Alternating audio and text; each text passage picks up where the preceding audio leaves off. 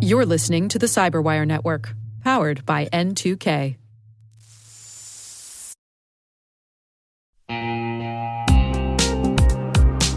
Risk and compliance shouldn't slow your business down. Hyperproof helps you automate controls, integrate real-time risk workflows, and build a centralized system of trust so your teams can focus on growth, not spreadsheets.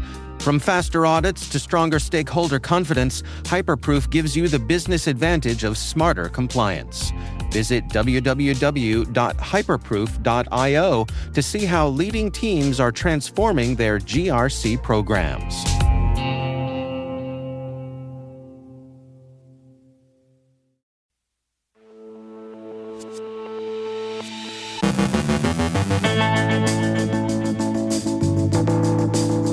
The Feds shut down a covert North Korean IT operation. Google releases an emergency update to fix a new Chrome 0 day. A major U.S. trade show and event marketing firm suffers a data breach. Netscaler patches a pair of critical vulnerabilities. A sophisticated cyber attack targets The Hague. An Iran-linked hacking group threatens to release emails allegedly stolen from aides to President Trump. A ransomware attack exposes sensitive data linked to multiple Swiss federal government agencies. The U.S. Treasury Department faces scrutiny after a string of cyber attacks. The FBI's phone security tips draw fire from Senator Wyden. Tim Starks from Cyberscoop describes how ubiquitous surveillance turned deadly. And AI proves its pen-testing prowess.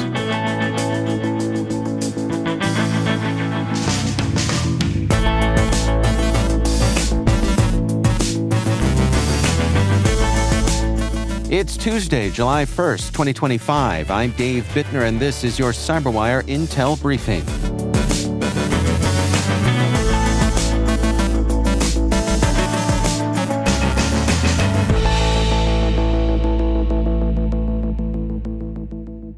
Thanks for joining us. It is great to have you with us today. It seems impossible that it is already July 1st, but here we are.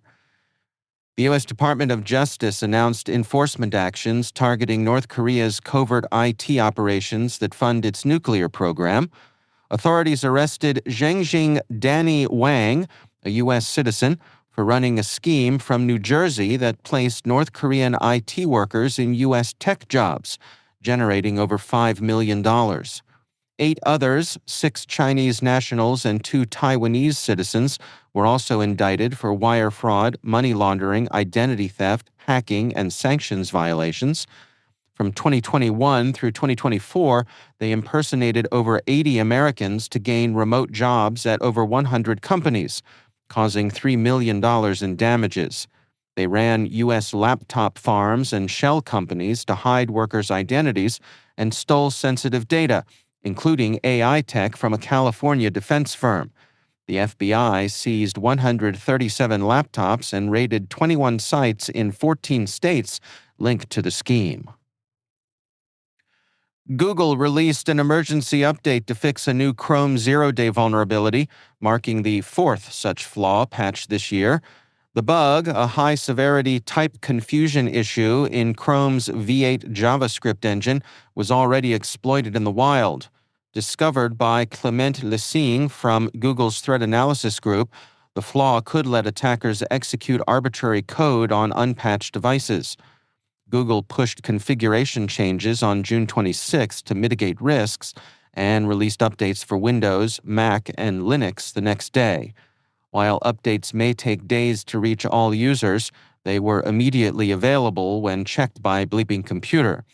Google hasn't shared technical details yet to protect users until most are updated.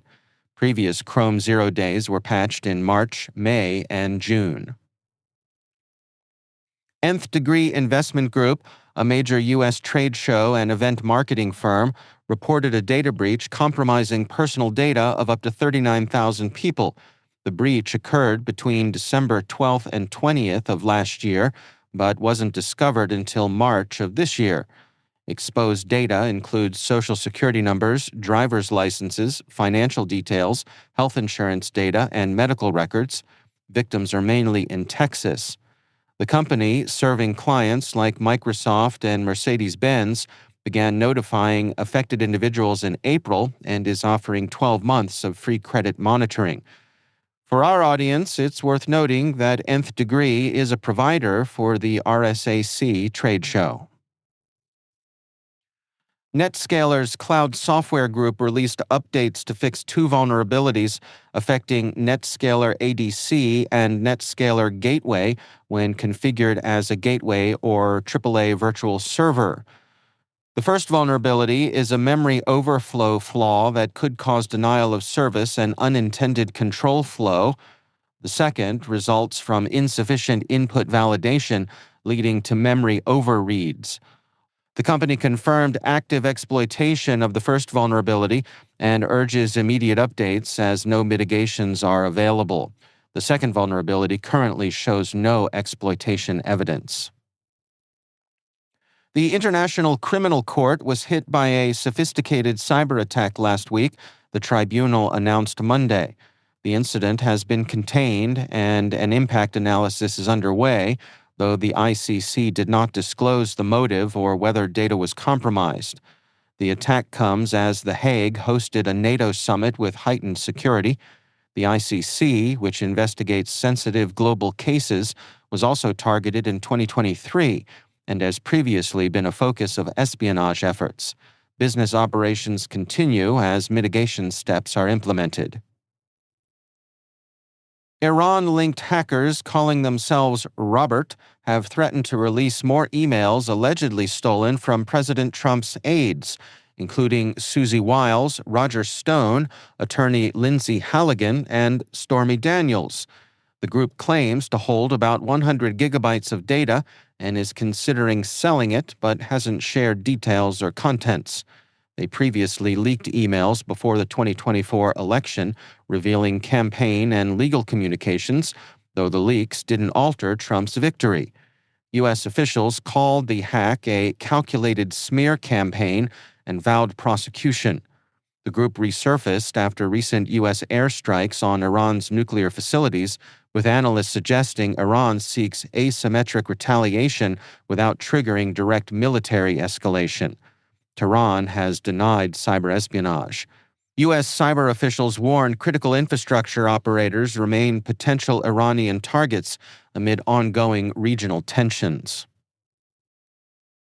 Swiss health promotion foundation Radix has suffered a ransomware attack exposing sensitive data linked to multiple Swiss federal government offices. The Zurich-based nonprofit, which runs health education programs and online counseling services, was attacked on June 16th by the Sarcoma ransomware group. When ransom demands failed, Sarcoma leaked 1.3 terabytes of data on June 29th, including document scans, financial records, contracts, and internal communications. The Swiss National Cybersecurity Center confirmed investigations are underway, though attackers did not access federal administration systems directly. Radix is restoring data from backups and says there's no current evidence that partner organizations' data was directly compromised. However, potentially affected individuals are advised to remain vigilant for phishing or credential theft attempts in the coming months. The U.S. Treasury Department is under scrutiny after 3 major cyber attacks in 5 years exposed critical security gaps, Bloomberg reports. Recent breaches include Chinese hackers infiltrating Secretary Janet Yellen's computer and Russian hackers spying on staff emails during the 2020 SolarWinds attack. In April, hackers accessed the Office of the Comptroller of the Currency's emails for a year using a VPN without triggering alerts. Investigations show Treasury repeatedly failed to implement basic safeguards like multi-factor authentication and adequate log monitoring. Meanwhile, its cybersecurity leadership has been gutted by departures linked to Elon Musk's Department of Government Efficiency, leaving vital positions vacant. Financial institutions are alarmed, fearing their confidential data could be exposed due to Treasury's weak defenses.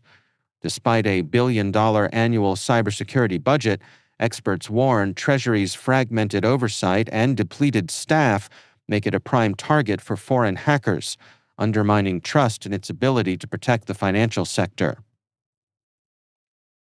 U.S. Senator Ron Wyden criticized the FBI's recent guidance to Capitol Hill staff on mobile device security as overly simplistic in a letter to Director Kash Patel, though the FBI discussed basics like avoiding suspicious links, using private Wi-Fi, disabling Bluetooth, updating software, and regular reboots.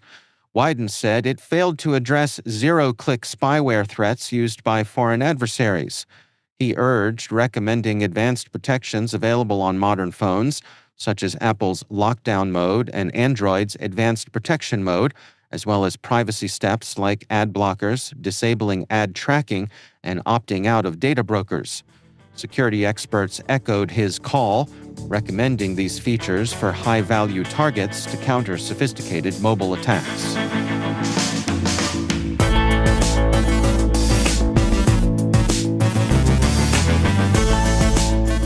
Coming up after the break, Tim Starks from CyberScoop describes ubiquitous surveillance turned deadly, and AI proves its pen testing prowess. Stay with us.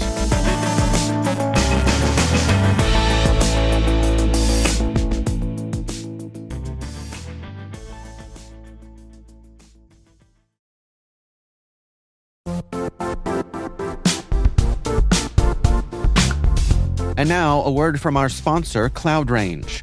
At CloudRange, they believe cybersecurity readiness starts with people, not just technology. That's why their proactive simulation-based training helps security teams build confidence and skill from day one.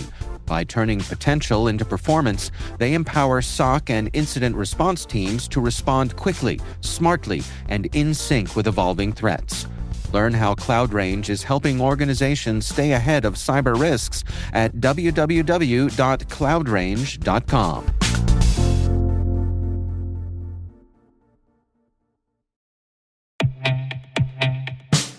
And now a word from our sponsor, SpyCloud. Identity is the new battleground, and attackers are exploiting stolen identities to infiltrate your organization. Traditional defenses can't keep up. SpyCloud's holistic identity threat protection helps security teams uncover and automatically remediate hidden exposures across your users, from breaches, malware, and phishing to neutralize identity-based threats like account takeover, fraud, and ransomware. Don't let invisible threats compromise your business. Get your free corporate darknet exposure report at spycloud.com/cyberwire and see what attackers already know. That's spycloud.com/cyberwire. Joining me once again is Tim Starks. He is a senior reporter at CyberScoop. Tim, it's always great to have you back. Always, always. So you posted a story here recently about this Justice Department watchdog report dealing with some Mexican cartels. This one has some really interesting elements here. Can you just give us an overview of the story here, Tim? Yeah, I was talking to my editor about this, and we were of the mind that if somebody had told you a story like this, you'd be like, that sounds like a bad episode of NCIS. Like, what? That doesn't sound plausible. But here we have a rather extraordinary situation where the Department of Justice Inspector General said there was an instance in 2018 where someone from one of the cartels, the El Chapo cartel, came to the FBI and said, hey, the cartel hired a hacker who offered this menu of services, including getting into phones. That hacker then, on behalf of the cartel, broke into cameras in Mexico City, started tracking people by their geolocation data, settled on one particular FBI official who was coming in and out of the embassy in Mexico City, and finding out that they were having meetings with people who were either potential witnesses or actual witnesses, or people who might be able to help the case against El Chapo in some way. And the FBI learned subsequently that some of those people had been intimidated and even killed. Yeah, I mean, I think so often we're used to these stories ending in someone losing a lot of money, or ransomware or cryptojacking or something like that. But here we're talking about actual loss of life. It's extremely rare. And interestingly enough, the only other time I can think of that's confirmed that this has happened, that a hacker did something that caused someone's death, was actually also last week. It was the NHS had put out a review of a cyber attack and how it affected blood test results in London and England, and essentially said, that the delayed blood test caused someone to die. There have been other times where we've seen a little bit of interaction between physical and cyber attacks. Where there's been some tangible harm done, but not much in the way of actual people being killed. So this is shocking. I'm so much used to writing about the economic loss and writing about espionage, and this was just very different. I've always wondered if we'd get to this point on cyber where you and I have covered this stuff for so long. It's a huge topic in the world, but I've always thought, if you can show that people are dying because of cyber attacks, I wonder if it won't gather a new level of physical attention. Because even during the Ukraine war, where there was some discussion of cyber attacks and enabling that war, you still couldn't point to anything and say that person died because of that attack. So this convergence has always been really interesting to me and primarily theoretical. Now it's quite real. It sounds like something out of a Mission Impossible movie or a Bond villain or something like that. What's the FBI's response been to this watchdog report? The report talks about failures in the FBI's red team, I believe. Yeah, so this was part of a broader report that was about the FBI struggling to deal with ubiquitous technical surveillance. That means everything from like the cameras that we saw in this case, or people's phones, or financial records. Essentially, there's so much surveillance in the world that other people can take advantage of, be they governments or be they people in situations like this with the hackers. That the Justice Department Inspector General has been saying the FBI needs to get a hang of this. It's really causing them some trouble. And this was a follow-on review to an earlier review. The FBI had created this kind of red team to look into this, and the Justice Department said, nope, you still haven't quite gotten it yet. So there were some recommendations that the FBI largely agreed with the recommendations, needed to do a bigger enterprise-wide look at all of this, but also train agents more. In terms of this actual story, they have not commented on it specifically and referred my questions to the Department of Justice, which did not answer at all. Now, help me understand here, Tim. I mean, this report goes back several years. So is it fair to expect that methods have improved over time? Gosh, I hope not. But it certainly seems that could be the case, right? I mean, in terms of what hackers are capable of doing, I think some of the capabilities are similar, but in terms of how many avenues there are to get into these kinds of things, I mean, if you're imagining someone taking over the cameras in a city, there may be more vulnerabilities for them to exploit potentially. There may be a broader catalog of ways they could do that.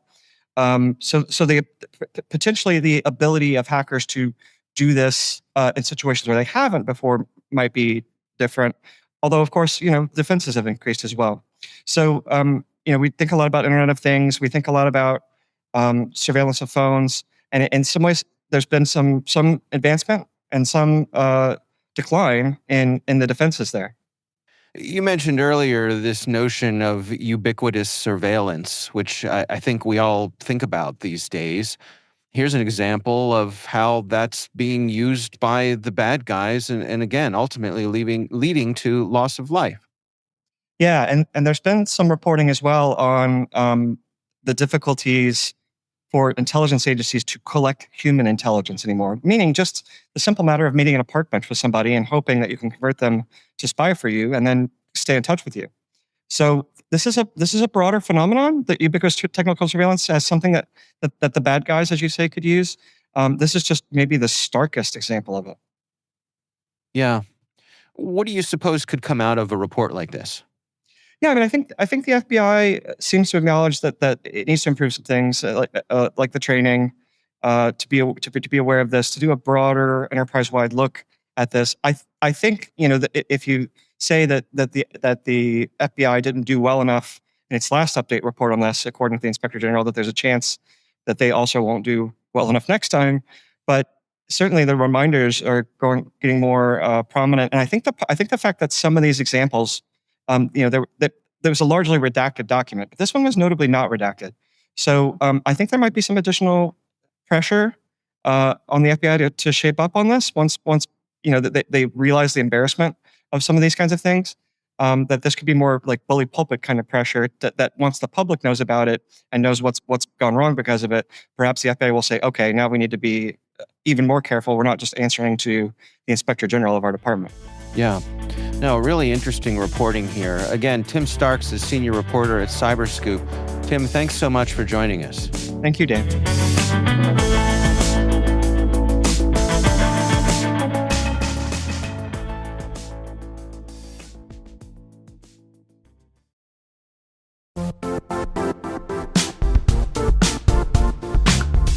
And now, a word from our sponsor, CloudRange. At CloudRange, they believe cybersecurity readiness starts with people, not just technology. That's why their proactive simulation-based training helps security teams build confidence and skill from day one. By turning potential into performance, they empower SOC and incident response teams to respond quickly, smartly, and in sync with evolving threats. Learn how CloudRange is helping organizations stay ahead of cyber risks at www.cloudrange.com.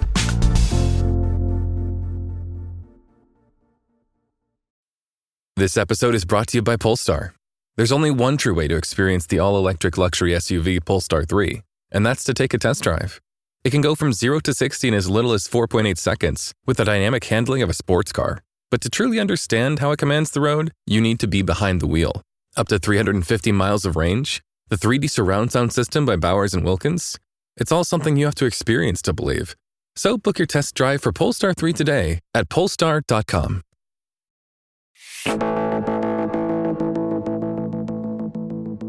And finally, AI has officially joined the Hacker Leaderboard. And it's not just any leaderboard. Over on HackerOne, the top-ranked red teamer isn't a hoodie-wearing human, but Expo, an AI chatbot that's been busy finding over 1,000 vulnerabilities while probably chugging imaginary Mountain Dew.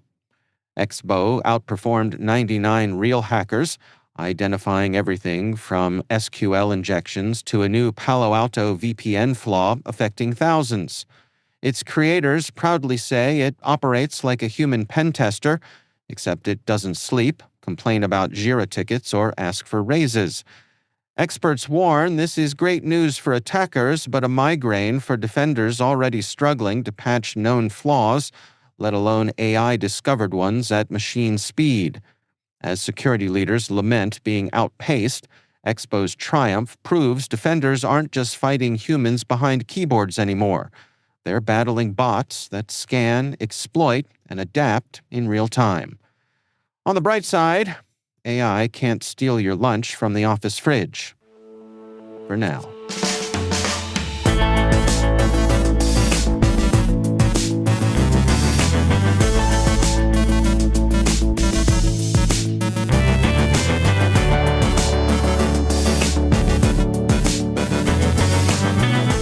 And that's the CyberWire.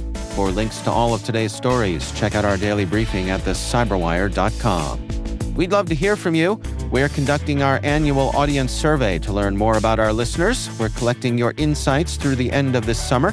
There's a link in the show notes. Please do check it out. N2K's senior producer is Alice Carruth. Our CyberWire producer is Liz Stokes. We're mixed by Elliot Peltzman and Trey Hester, with original music by Elliot Peltzman. Our executive producer is Jennifer Iben. Peter Kilpie is our publisher, and I'm Dave Bittner. Thanks for listening. We'll see you back here tomorrow.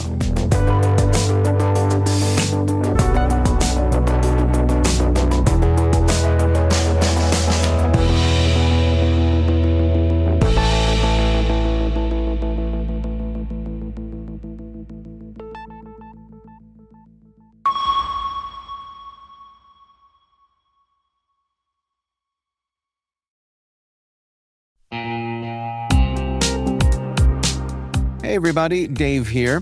I've talked about Delete Me before, and I'm still using it because it still works. It's been a few months now, and I'm just as impressed today as I was when I signed up. Delete Me keeps finding and removing my personal information from data broker sites, and they keep me updated with detailed reports, so I know exactly what's been taken down. I'm genuinely relieved knowing my privacy isn't something I have to worry about every day. The Delete Me team handles everything. It's the set it and forget it peace of mind. And it's not just for individuals.